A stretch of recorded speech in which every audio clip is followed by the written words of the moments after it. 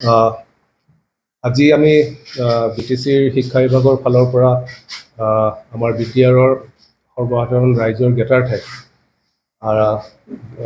দুটামান আমি বিষয় আপোনালোকৰ সন্মুখত দাঙি ধৰিব ওলাইছোঁ।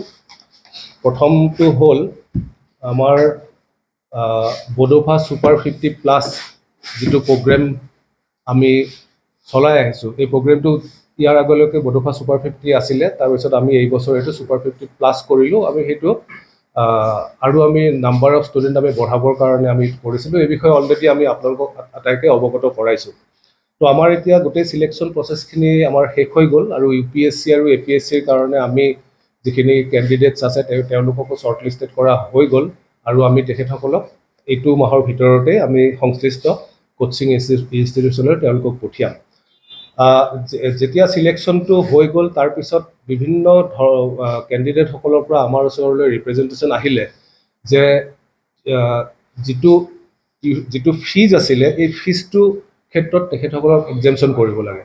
চ' এই বিষয়ত মই কথাটো কৈ দিওঁ যে যোৱা বছৰলৈকে আমাৰ এই প্ৰগ্ৰেমৰ অন্তৰত গোটেই প্ৰগ্ৰামটো 100% গভৰ্ণমেণ্ট স্পনচৰ্ড 100% গভৰ্ণমেণ্ট স্পনচৰ্ড প্ৰগ্ৰাম আছিলে। এইবাৰৰ ক্ষেত্ৰত চৰকাৰে এটা ডিচিশ্যন লৈছিলে যে UPSC ছুপাৰ 50 আৰু APSC ছুপাৰ 50 যি প্ৰগ্ৰাম দুটা আছে তাৰ ক্ষেত্ৰত 75% গভৰ্ণমেণ্টৰ কণ্ট্ৰিবিউশ্যন থাকিব আৰু 25% ষ্টুডেণ্টৰ কণ্ট্ৰিবিউশ্যন থাকিব। কিন্তু আমাৰ বাছনিখিনি শেষ হোৱাৰ পিছত আমি বিভিন্ন ধৰণৰ ৰিপ্ৰেজেণ্টেশ্যন পালোঁ ষ্টুডেণ্টৰ পৰা বা তেখেতসকলৰ ফেমিলিৰ ফালৰ পৰাও যে তেখেতসকলে এই যিটো কণ্ট্ৰিবিউশ্যন আমি দিয়াৰ কথা কৈছিলোঁ 25% কণ্ট্ৰিবিউশ্যন তেওঁলোকে দিবলৈ সমৰ্থ তেখেতসকলৰ নাই। এই গোটেই বিষয়টো চৰকাৰে আলোচনা কৰিলে আৰু চৰকাৰে আজি এটা সিদ্ধান্ত ল'লে যে যোৱা বছৰৰ নিচিনাকৈ এইবাৰো আমি এই প্ৰগ্ৰামটো আমি 100% ফ্ৰী কৰি দিম। গতিকে 25% যি কণ্ট্ৰিবিউশ্যন দিয়াৰ কথা আগতে কোৱা হৈছিলে, গতিকে সেইটো আমাৰ UPSC ছুপাৰ 50 আৰু APSC ছুপাৰ 50 প্ৰগ্ৰামত যিসকল প্ৰাৰ্থী বাছনি পালে আৰু যিসকলে এতিয়া তেওঁলোকে সংশ্লিষ্ট কোচিং অনুষ্ঠানত যাব তেওঁলোকে কোনো ধৰণৰ তেখেতসকলৰ ফালৰ পৰা ফিজ দিব নালাগে। ফিজটো সম্পূৰ্ণৰূপে চৰকাৰে বহন কৰিব। এইটো আছিলে আমাৰ বডোফা UN ছুপাৰ 50+ প্ৰগ্ৰামৰ সম্পৰ্কে ক'বলগীয়া। দ্বিতীয়তে হ'ল যে আপোনালোকে গম পাইছেই যে আমি যোৱা সপ্তাহত আমি পষ্ট গ্ৰেজুৱেট আৰু গ্ৰেজুৱেট টিচাৰৰ আমি এপইণ্টমেণ্ট প্ৰক্ৰিয়া এটা ওদালগুৰিত আমি আৰম্ভ কৰিলোঁ আৰু আমি এইটো নিযুক্তি পত্ৰ দিলোঁ। আমি যোৱা 20 তাৰিখে এই মাহৰ 20 তাৰিখে আমি পুনৰ এটা এডভাৰটাইজমেণ্ট দিছোঁ। এইবাৰ আমি আমাৰ যিখিনি sanction vacant post assistant teacher arts science আৰু হিন্দীত যিখিনি আমাৰ ইয়াতে BTC বিভিন্ন LP স্কুল আৰু ME স্কুলত যিখিনি পোষ্ট খালী হৈ আছে এইখিনি পোষ্ট ফিল আপ কৰাৰ কাৰণেও আমি এটা এডভাৰটাইজমেণ্ট দিছোঁ আৰু এই এডভাৰটাইজমেণ্টৰ লাষ্ট ডেটটো হ'ল 3 জুলাই। যিহেতু আমি শিক্ষা বিভাগে আমি এটা সিদ্ধান্ত লৈছোঁ যে আমি এই ৰিক্ৰুটমেণ্ট প্ৰচেছটো আমি খুব সোনকালে আমি সমাপ্ত কৰিম।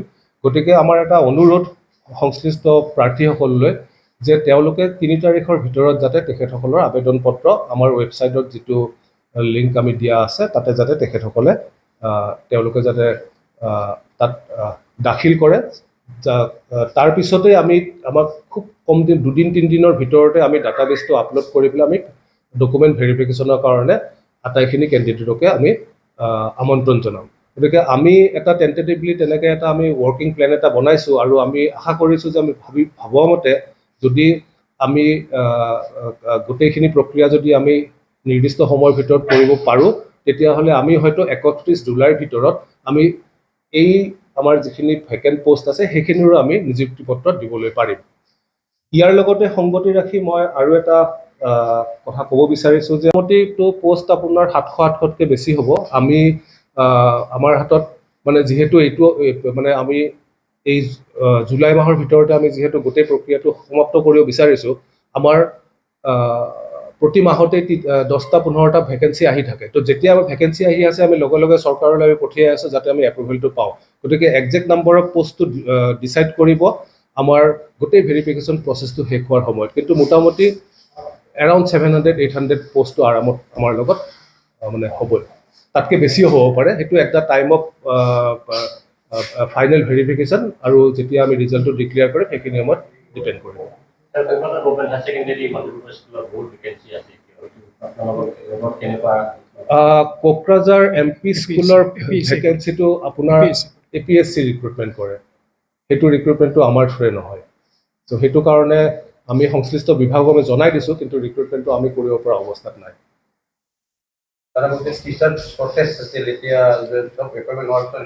টিচাৰ শ্বৰ্টেজৰটো আমাৰ ডাঙৰ এটা টিচাৰ শ্বৰ্টেজৰ বিশেষকৈ ছায়েন্স মেথছৰ যিখিনি আমাৰ টিচাৰ শ্বৰ্টেজৰ এটা ডাঙৰ সমস্যা আছিলে, এইটোতো যোৱা সপ্তাহত আমাৰ যিটো এপইণ্টমেণ্ট প্ৰক্ৰিয়া হ'ল, প্ৰায় 1350 আমি কেণ্ডিডেটক এপইণ্টমেণ্ট দিলোঁ, সেইটোৰেতো এটা ডাঙৰ আমাৰ সমস্যা এটা মানে পূৰণ হ'ল। যদি আমি দেখোঁ বিগত 4 বছৰ বা বিগত আমি যদি 2021 চনৰ পৰাই লওঁ, আমাৰ শিক্ষা বিভাগত মোটামুটি এতিয়ালৈকে আমি মোৰ দেন 5000 আমাৰ এপইণ্টমেণ্ট হৈছে, এপ্ৰক্সিমেটলি মই কৈছোঁ বেছিয়ে হ'ব পাৰে।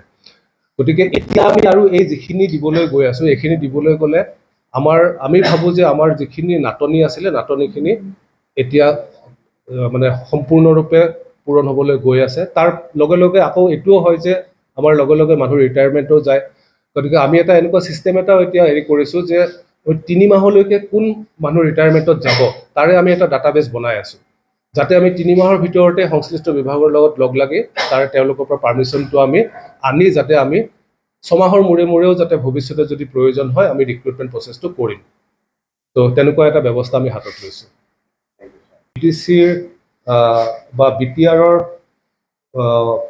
BTRত যিখিনি আমাৰ নতুনকৈ আমাৰ ভিলেজেছ বা নতুনকৈ গাঁও যিখিনি ইনক্লুড হৈছে, সেই আমাৰ গাঁৱৰ বা সেই এৰিয়াৰো যিসকল এলিজিবল কেণ্ডিডেট আছে তেখেতসকলেও এই আমাৰ যিটো প্ৰক্ৰিয়া আছে প্ৰক্ৰিয়াটোত অংশগ্ৰহণ কৰিব পাৰিব। আৰু 3 নম্বৰতে হ'ল যিটো আমি অলৰেডি আমাৰ এডভাৰটাইজমেণ্টতো আমি জনাই দিছোঁ, কিন্তু আজি পুনৰবাৰ আপোনালোকৰ জৰিয়তে আৰু জনাব বিচাৰিছোঁ যে আমাৰ বড়োলেণ্ড মুভমেণ্টত যিসকল মাৰ্টিয়াৰ্ছ আৰু ভিক্টিমছ ফেমিলি আছিলে তেওঁলোকৰ কাৰণে এইবাৰ এই আমাৰ বাছনি প্ৰক্ৰিয়াটোত 3% এটা ৰিজাৰ্ভেশ্যন ৰাখিবৰ কাৰণে চৰকাৰে এটা সিদ্ধান্ত লৈছে। তো ইমানখিনি আপোনালোকক জ্ঞাতাৰ্থে জনাব লগা আছিলে। ধন্যবাদ। खुलुमबाय।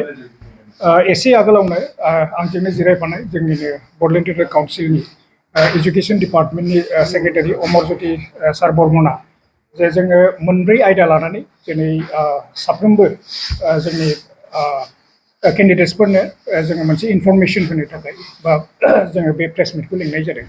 आरो एसे आगोलावनो जोंना सारा बुंखाबाय।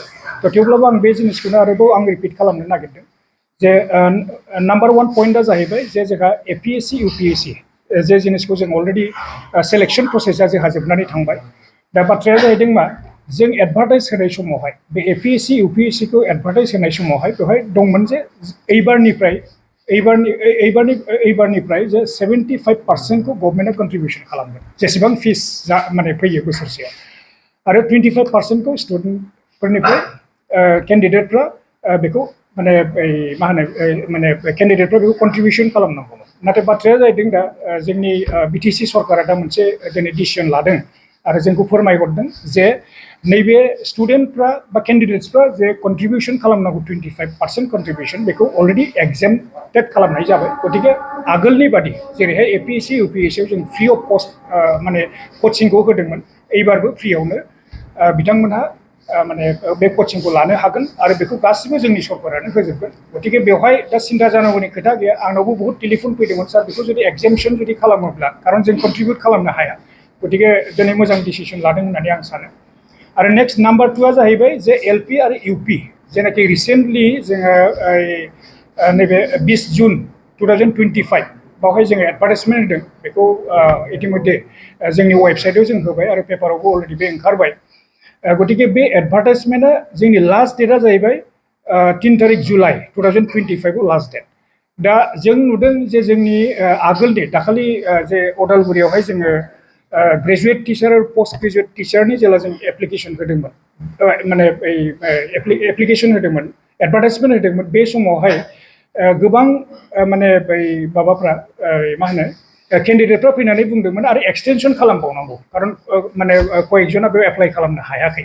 दा जोङो रिकुवेस्ट खालामनो नागिरदों एबार जे नैबे लास्ट डेट 3 जुलाइ जेनाखि जों लास्ट डेट होदों 2025 नि बे डेटनि गेजेरावनो जाहाथे साफ्रोमबो केन्डिडेटफ्रा इलिजिबल केन्डिडेटफ्रा जाहाथे एप्लाइ खालामो मानोना जोङो बे जुलाइ लास्ट पार्टआवनो जों होनो थाखाय जों सेस्था खालामदों माने बे प्रसेसखौ कमप्लिट खालामनो थाखाय जोङो सेस्था खालामदों दा बिनि थाखायनो साफ्रोमबो केन्डिडेटनिसिम आंनि रिकुवेस्ट थाबाय जाहाथे 3 जुलाइनि गेजेरावनो बिथांमोना जाहाथे एप्लाइ खालामो आरो बेजों लोगोसेनो जोंहा एलपि आरो इउपि स्कुलावहाय मोनसे जोङो एबार गोदान बेनो फार्स्ट टाइम जोंनि हयथ' एजुकेसन डिपार्टमेन्टआव आं गुबुन डिपार्टमेन्टखौ बुङा जे 3% जेनाखि रिजार्भेसन फर मार्टायार्स आरो भिक्टिम जानाय फेमिलि बड'लेण्ड मुभमेन्टआव जाय जाय माने मार्टायार्स बा भिक्टिम जादों बिथांमोननि फेमिलिफ्रा बे 3% जोङो रिजार्भेसन खालामनाय जादों आरो बिनि थाखायनो माने एबार जोंनि भिक्टिमाइज फेमिलिफ्रा बे